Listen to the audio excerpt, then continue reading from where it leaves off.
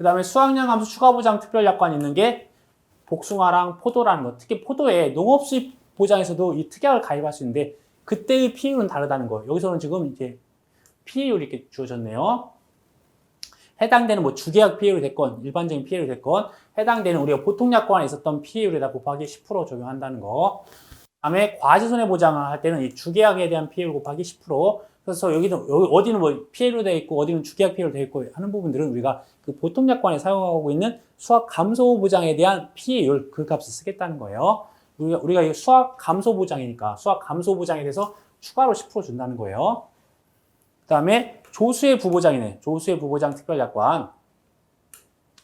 조수의 부보장 손해라고 하는 거는 우리가 호주에 대해서 말씀드렸다시피 청솔모나 다람쥐에 대한 먹이잖아요. 그러다 보니까 청솔모나 다람쥐에 대한 피해를 받지 않기 위해서 방제 대책을 하는 경우에만 조수에 대해서 보상해 준다고 했습니다.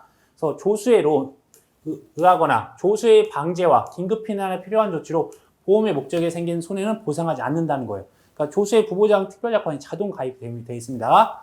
이때 적용 대상이 과수원에 조수의 방제를 위한 시설이 없어요. 없어.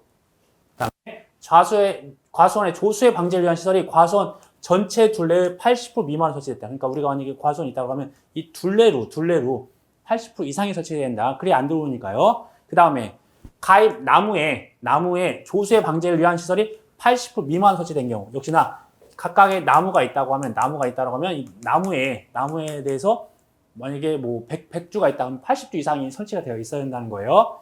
이때 방제를 위한 설치로서 뭐 이렇게 좀 이미지가 잘 보이진 않는데 이제 이렇게 이렇게 철사 같은 걸 대서 청설모가 위로 올라가지 않은 다람쥐가 올라가다가 못 올라가게 되는 거죠. 역시나 여기 같은 경우도 보면 이제 속이 비어 있어요. 속이 비어 있어서 어떻게 삿갓이라고 해야 되나요? 삿갓이면 이게 속이 비어 있고 이렇게 둘러싸여 있으니까 이 안으로 해서 들어가려면 여기서 막히는 거잖아. 이 안으로 들어가려고 하면 안 된다는 거. 여기서 점프해서 들어갈 수는 없으니까.